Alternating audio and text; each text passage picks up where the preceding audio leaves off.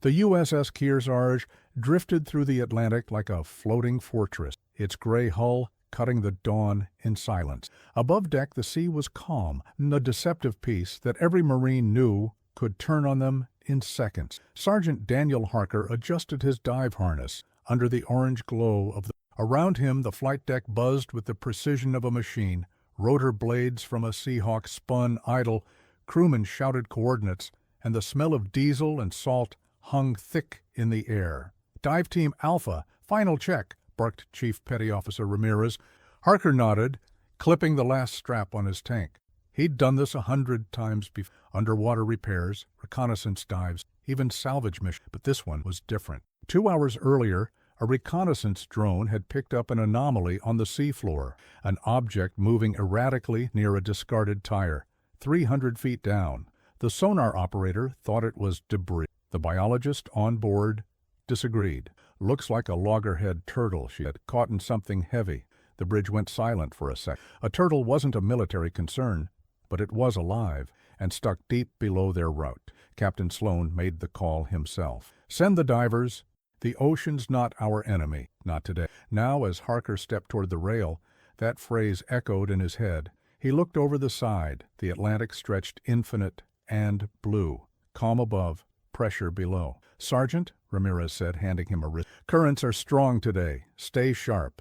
Harker grinned beneath his "always do, Chief." He flipped backward into the water. The ocean swallowed him whole. Instant silence, only the hiss of oxygen and the slow beat of his own pulse. He descended steadily, light fading with each meter. The surface glow dissolved into a cathedral of blue and shadow. Then he saw it, the shape of a large turtle, wedged inside an old truck tire, struggling weakly against the sand. "Target in sight," he whispered through the comm. "Confirming. Loggerhead, maybe 150 kilos. Still breathing." Above, Ramirez's voice crackled through static. "Roger that. Proceed with rescue protocol." Harker approached slowly, careful not to stir the sediment. The turtle turned her head, ancient eyes meeting his, but didn't move. The tire was jammed around her shell like a vise, cutting into the edge of her flippers. He ran his glove over the rubber. It had fused with coral growth. Years of neglect and human trash had turned it into a trap. "Going to need hydraulic shears," he said. "Can't cut it by hand." "Copy. Sending tool pack via tether line." A metallic tube descended through the light column. Harker grabbed it mid-water, locking the nozzle in place. The shears hissed to life, quiet, efficient, deadly. He pressed the blades against the tire and squeezed. A loud metallic snap echoed through the deep. The rubber split halfway. The turtle flinched, stirring up a halo of... "Easy, girl," Harker murmured. "Almost there." This time, the tire broke apart completely. The turtle kicked once, strong, free, alive. "She's loose." Above, the crew on the bridge erupted in cheers, but Harker stayed still, floating as the turtle circled him once, slow and deliberate. Then she rose toward the light, her massive silhouette framed by the sun streaming through. "Rescue complete," returning to ascent.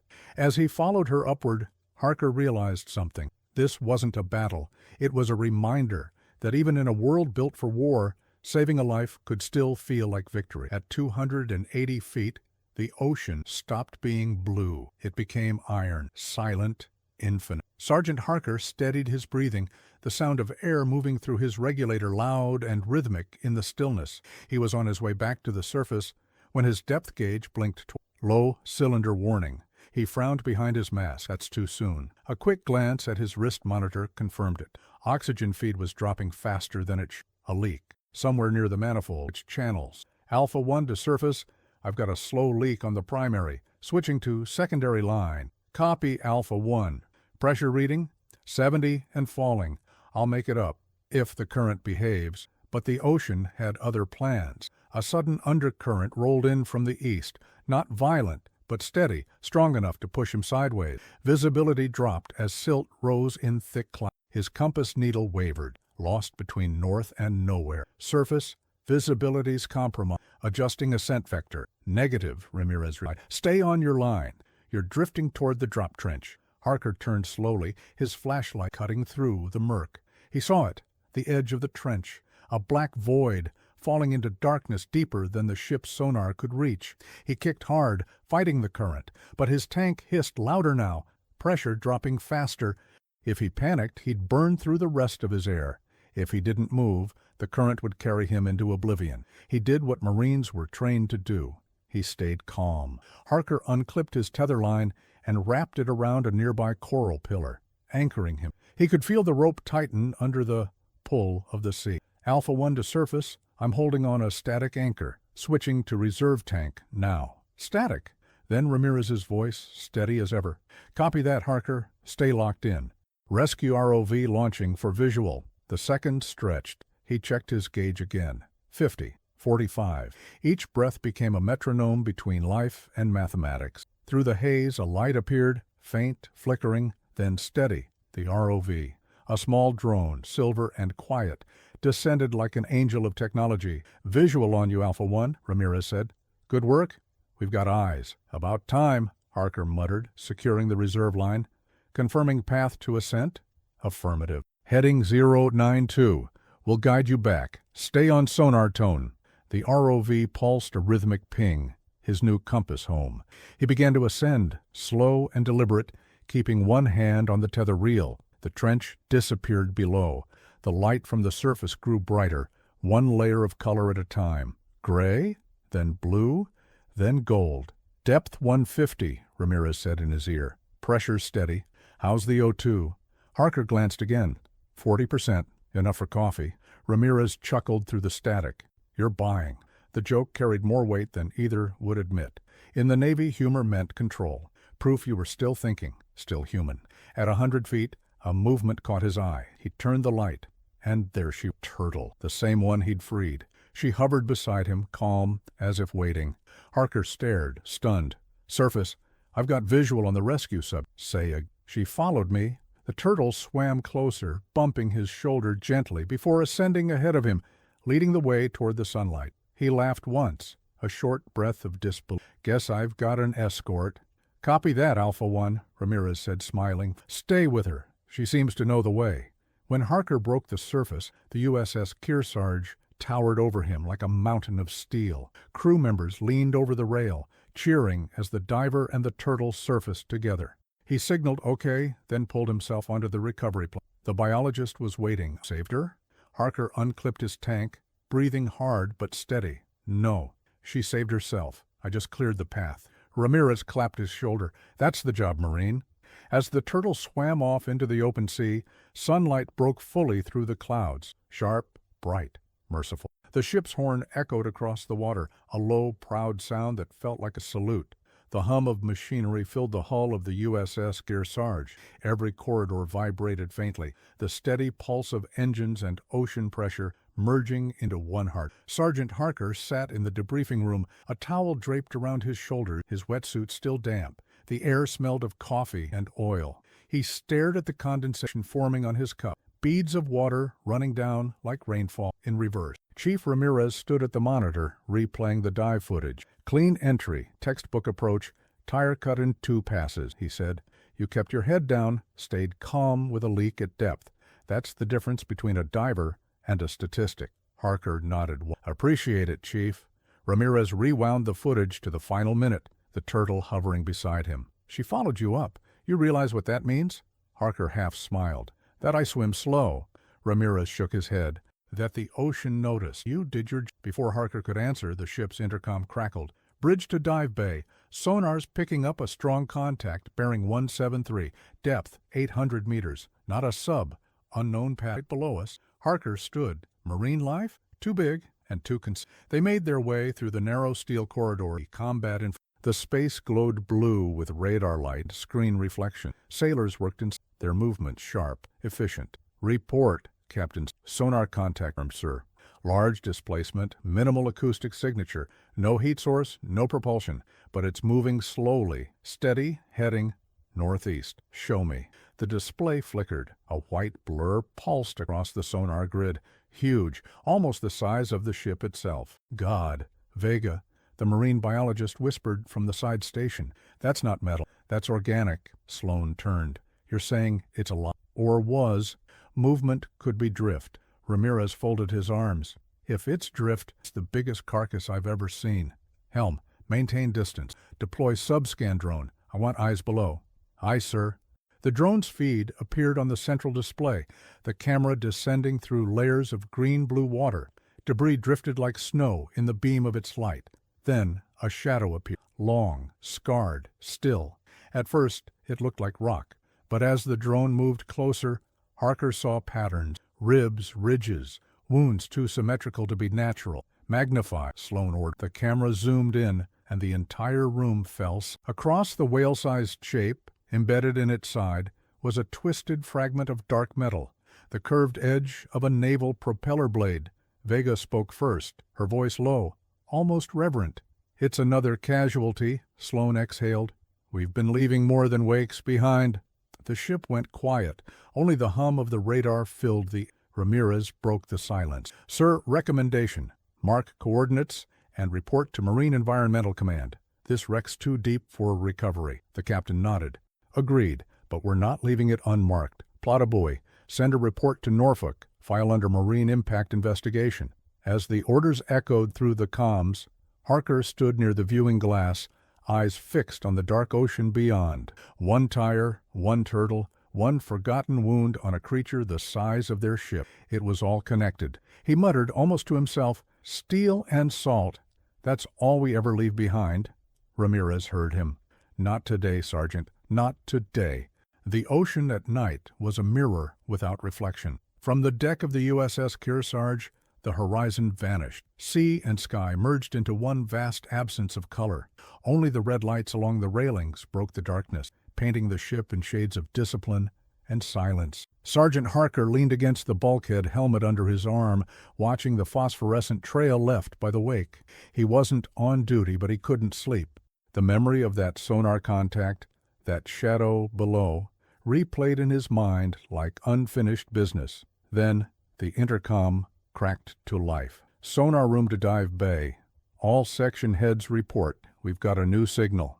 He was moving before the words finished. Inside the sonar room, the air was electric. Blue screens glowed with pulsing circles, the hum of data filling the silence. Chief Ramirez stood beside the sonar tech, his brow furrowed. "What do we have?" Harker asked. The technician, "We started picking it up 15. It's not mechanical. Frequencies low, deep, bioacoustic." "Whale," Harker suggested. "Too rhythmic," the tech said. "It's repeating in fixed intervals. 6 tones, pause, 3 tones, longer pause, repeat. Almost like Morse," Ramirez finished. Everyone stared at him. Vega entered, still in her lab coat. "You're telling me something down there is sending?" Ramirez gestured to the screen. "You tell me. This is the pattern." The room filled with a sound, deep, resonant, and eerily human. A series of pulses rolled through the speakers, slow and deliberate, each one vibrating through the deck plates. Boom, boom, boom, pause, boom, boom, pause. The repetition was precise to be random. Captain Sloan arrived moments later, face unreadable. "Report." Vega pointed to the spectrograph. Frequency range consistent with a large marine mammal, but the timing, the symmetry, it's structured, and it's coming from the same depth as that wreck we found this. Sloan's eyes narrowed. "Coordinates. Bearing 173, depth 800 meters. The captain folded his arms. "And it started how long after we marked the site?" "Exactly 2 hours, sir." No one spoke. The implication hung heavy in the room. Ramirez finally broke the... "Permission to launch a secondary dive?" Sloan turned sharply. "At night? In those depths? You know the risk." "Sir," Harker interjected, "I can handle it. We'll stay tethered. Maintain line of sight with the ROV. Just recon." The captain studied him. "You want to go back down there? After a propeller carcass and a mystery signal?" Harker met his eye. "Sir, something's calling. We don't ignore distress. Not in this uniform." A long pause. Then Sloan nodded once. "Prep Dive Bay. Launch in 10. 15 minutes later, the hangar lights dimmed. The dive team assembled, their suits gleaming under the fluorescence. The ROV was already in the water, its camera beam cutting through blackness. Depth confirmed, 700 and climbing. Signal source stable, repeating same pattern. Harker tightened it. "Copy that, initiating The world swallowed him whole. At 600 feet, darkness stopped being darkness. It became pressure. Every movement felt slower, heavier, like swimming through glass. The ROV light pulsed ahead, a single star in a sea without sky. Visual on the wreck. Vega's voice came through speaker, approaching the metallic fragment site. Then, faintly through the comms, came the sound again. Boom! Boom! Boom! Pause! Boom! Boom! Pause! But now it wasn't through the sonar. It was through the water, physical, vibrating in his bones. Surface, confirm. Are you broadcasting the signal? Harker asked. Negative silence. The sound grew louder. He turned his light toward the trench wall and froze. On the seabed next to the ruined carcass, something shimmered. A second shape, smaller, moving. It wasn't a whale. It wasn't debris. It was alive. Through the murk, he saw it.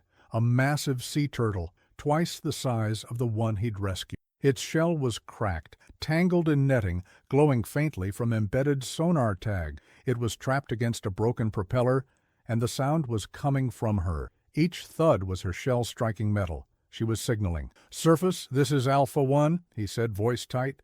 We found the source. It's another turtle. Injured, she's hitting the wreck to make noise. On deck, the crew fell silent as the realization spread. Ramirez, Vega whispered. She's calling for help. Harker moved closer, stabilizing his position. The turtle's flipper twitched weakly, striking the blade again. Boom! He reached out, resting his hand on her shoulder. Easy!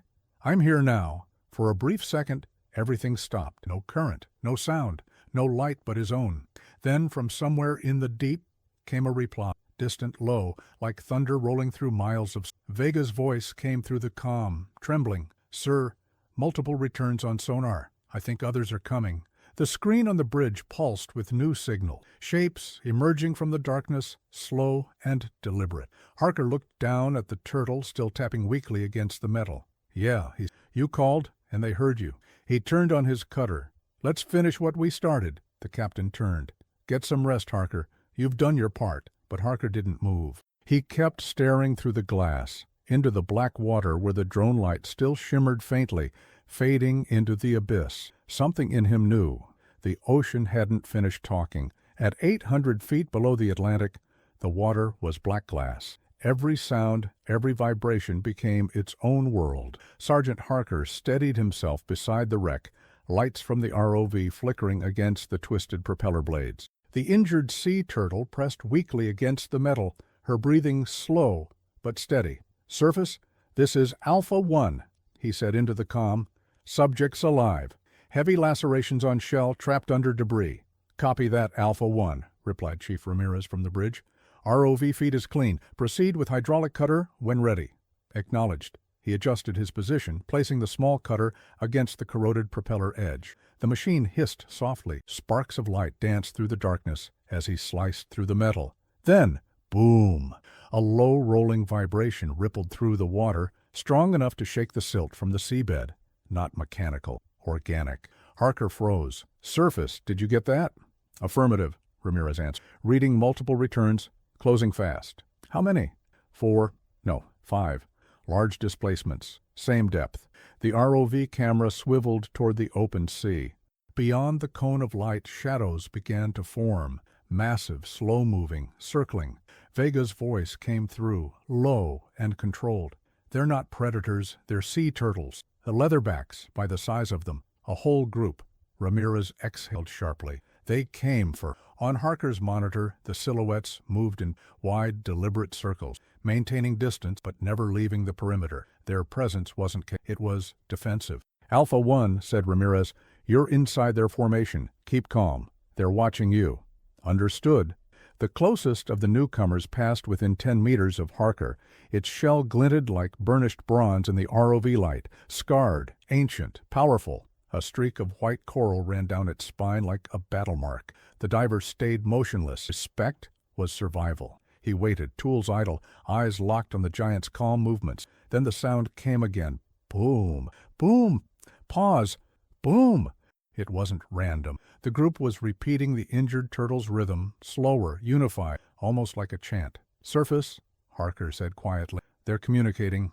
Confirmed, Vega replied, awe in her tone. They're synchronizing vibrations, like low-frequency coordination. It's how they find each other across miles. So she called them, Harker, they answered. Finish the cut, Ramirez ordered.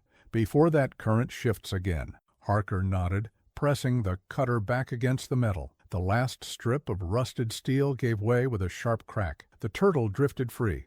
Immediately, the nearest leatherback approached, brushing its flipper gently against the wounded one's shell. Slow, deliberate contact. Then another moved closer. The injured turtle stirred, released a long stream of air, and began to rise. "She's moving!" Harker shouted. On the bridge, the sonar display erupted in movement. 5, then 6 signals, rising in perfect formation. The freed turtle at the center, escorted by her kind, ascending toward the light. Vega whispered, "They're carrying her." Even Ramirez, stoic as stone, said nothing. The crew watched in silence, the monitors glowing like stained glass in a steel cathedral. Harker followed them upward, careful not to interfere. At 200 feet, the light of the surface shimmered through the layers, a pale blue glow spreading wider and brighter with each meter. When the turtles breached, they did so in unison, a synchronized rise that broke the surface like an ancient ritual. The ship's crew gathered along the railings, staring as the massive shells cut through the water beside the hull. "Captain," Vega said softly, "they're forming around the wounded one, keeping her afloat." Sloan removed his cap, his voice barely above a whisper. "Let them have their moment." The ocean was calm again, the storm of the previous night long gone. Only the rhythmic movements of the turtles disturbed the surface, steady as the beat of a single, endless heart. Harker surfaced minutes later, pulling himself onto the recovery platform. Ramirez met him there, helmet under one arm. "You did good, Marine," he said. Harker looked past him to where the turtles drifted beside the Kearsarge. "We did better." One of the leatherbacks lifted its head, briefly, water cascading off its shell. The sun caught it just right, turning the ocean gold for a second. Then, as silently as they had come, the turtles began to descend, vanishing one by one into the deep. On the bridge, Vega watched the sonar feed fade to clear blue. Contact lost, all signals gone. Sloan nodded. Not gone, just home. Harker leaned on the rail, the salt wind hitting his face. He didn't speak. He just watched the waves close, knowing that below them, in the quiet dark, something ancient had understood what they did today. Not mercy, not heroism, just respect. The morning after the rescue, the USS Kearsarge cruised under a sky as clear as glass. No clouds, no wind, only the slow hum of turbines and the metallic rhythm of the ocean against the hull. The storm had passed, but it left behind a silence no one dared disturb. Crewmen worked in half-whispers, their usual banter replaced by something quieter, a kind of reverence. Sergeant Harker sat alone on the stern deck, drying his dive gear piece by piece. The salt had crusted into tiny white stars on the black rubber. He wasn't thinking about medals, reports, or chain of command. He was thinking about the sound, that rhythm deep in the water, the turtles answering each other through the dark. Chief Ramirez approached, coffee mug in hand. "Still awake?" Harker glanced up. "Haven't really stopped being awake." The chief nodded, sipping from his mug. "You know, I've seen combat divers pull men out of burning wrecks, fix hull breaches blind, patch submarines mid-depth. But I've never seen the sea itself respond to a rescue." Harker smirked faintly. "Maybe we were just in the right place at the right time." Ramirez looked out over the water. "No, Sergeant, you were listening. Most people don't." Before Harker could reply, the intercom chimed. "Bridge to Dive Bay. Sergeant Harker, report to command briefing room." Ramirez raised an eyebrow. "Guess the ocean's not the only one acknowledging you." The briefing room was colder than usual, steel, fluorescent light, and the soft hum of monitors. Captain Sloan stood near the forward screen, arms crossed behind his back. Beside him, Vega scrolled through the sonar log, the last blips of the turtle pod frozen on. "At ease, Sergeant."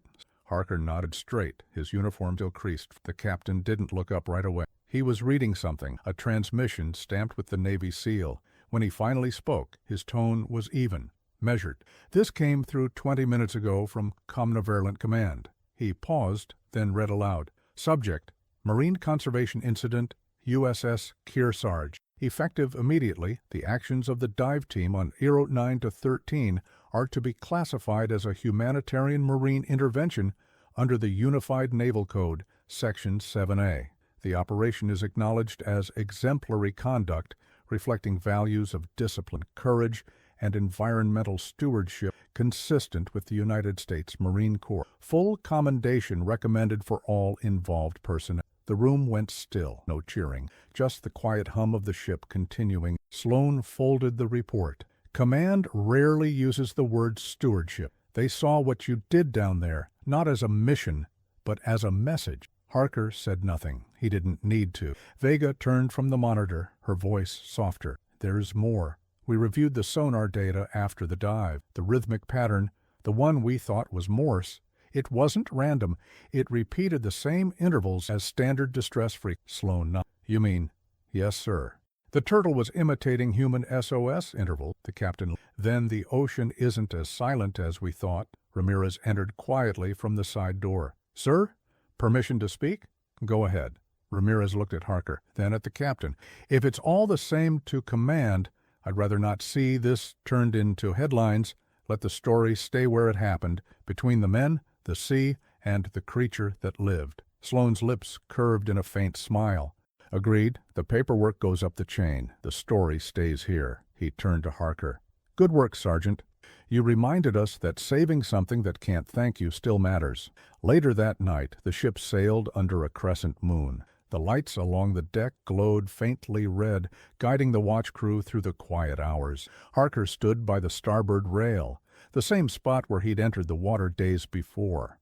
He looked out at the sea, calm, endless, alive. Somewhere below, miles from sight, a pod of turtles drifted through the current, their shells glinting like constellations beneath the waves. Harker closed his eyes, listening. At first nothing. Then, faint, distant, came that familiar sound. Boom. Boom. Pause. He smiled. The sea didn't roar back. It didn't need to. It simply breathed, slow and steady, like gratitude. 3 weeks after the dive, the USS Kearsarge cruised off the coast of Virginia, its gray silhouette cutting across calm, open water. But something had changed. The ship no longer moved through the ocean. It moved with. Below deck, in a quiet lab converted from a cargo bay, a new system hummed for the first time. Rows of transducers, amplifiers, and hydrophones lined the walls, blinking with faint green light.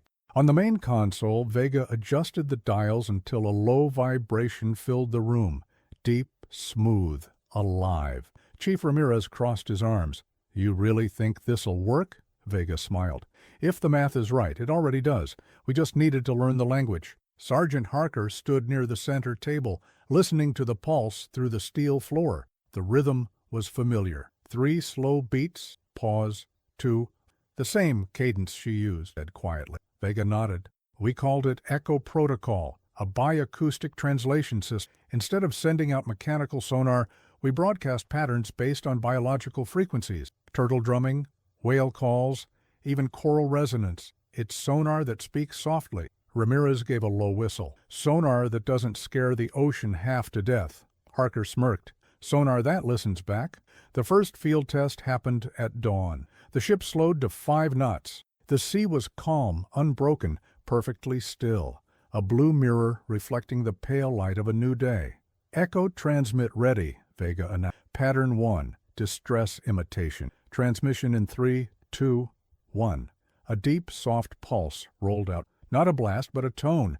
It spread through the water like a voice carried on a breeze. Everyone on the bridge leaned forward, waiting. At first, not. Then the sonar technician looked up, eyes wide. Captain, we're getting returns. Whales. Negative. Mixed signals. Low frequency, multiple origins. Response. Harker felt it before he heard it. The deck vibrated under his boots. Faint, steady, deliberate. Boom, boom, pause. Vega's screen lit up with amplitude. It's them, the turtles. They recognized the pattern. For a long moment, even the captain, a man of war, just stood there, his reflection caught in the glass. Finally, Sloan said softly, looks like we're not alone down. That night, the USS Kearsarge cut engines and drifted silently. The crew gathered along the deck. No orders, no drills, just men and women watching the sea. Respect. The water shimmered faintly in the moonlight. Then, as if on cue, several shapes appeared near the hull. Massive leatherback, rising slow and soundless.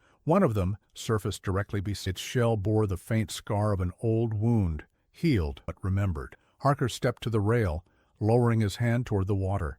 The turtle lifted its head slightly, exhaled once, and sank again, vanishing into the blue-black. Ramirez, she came back. No, she never really left. As dawn touched the horizon, the captain's voice came through. All hands, record this transmission under Echo Protocol. Test 1 complete. Effective immediately. Integration with fleet sonar authorized. From now on, we listen before we... A round of quiet applause echoed through the ship. No speeches, no medals. Just the sound of men and women knowing they'd done something that mattered. Harker leaned on the rail, watching the endless water stretch before him. For the first time, the ocean didn't feel like a battlefield. It felt like a conversation, one he'd been waiting his whole life to start.